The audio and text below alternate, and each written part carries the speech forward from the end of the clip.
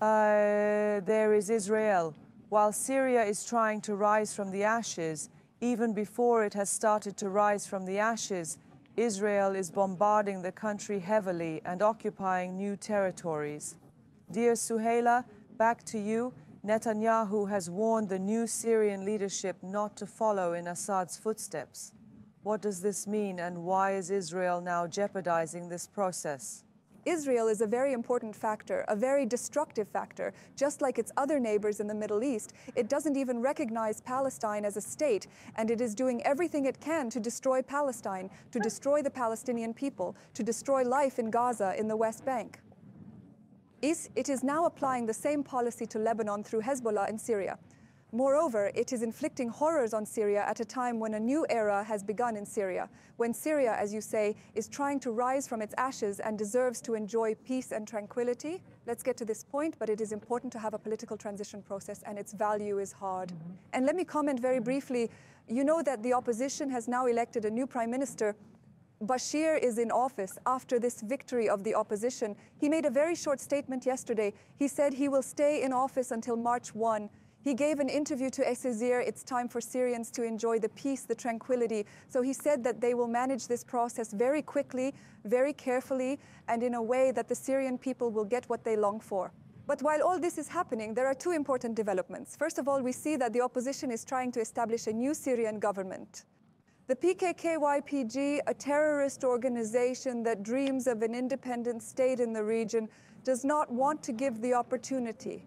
The Syrian National Army, supported by Turkey, had already taken steps to this end west of the Euphrates, and it had cleared Rifayat and Manbij. Now we see that the YPG and the HTA, the most umbrella organization of the opposition, let's call it a group, and the YPG have both fought and agreed before. Now they have sent the message that Syria's territory will belong to Syria. You are in cooperation with the US. Look, Kolani is the leader of the HTA, a leader that the opposition also accepts, and he is someone who fought against the US in Iraq before. He came from the ranks of Al-Qaeda, so it's not surprising that he would take such a position.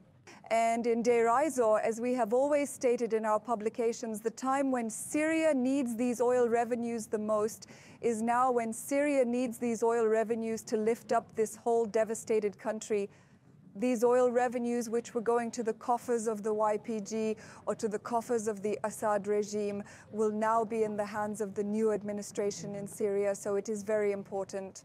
And Deir ez-Zor was a place with a predominantly Arab population, and it is no secret that the Arabs in the region were fed up with the YPG's policies, steps, and atrocities. Therefore, now justice will be served differently in that region. And Deir ez-Zor was also very important for Iran because it had a sphere of influence and arms flow extending to Lebanon and Hezbollah through Iran, Iraq, and Deir ez-Zor. Iran was using this as an opportunity, and now Iran has been dealt a blow, and of course it has been a success that contributes to Turkey's fight against terrorism. As for Israel, while all this is going on, look, Syria is dealing with its own problems. The new administration is trying to rebuild everything, and it is also dealing with Israel's devastating attacks. And there have been 480 airstrikes on Syria alone since the weekend, something we haven't seen in over 50 years, since the 1970s. Syria's navy has been hit. Syria's navy has been hit. Syria has no naval power left. We have a heavy opportunity and we should hit it. Yes, Israel, as usual, lives in fear and prefers not to communicate with its neighbors and chooses to speak in the language of violence. Almost the only thing that Israel knows in the region is what it has been doing for years, especially under the Netanyahu administration. What are they saying? That the new administration may attack us and the regime's weapons may be turned against us.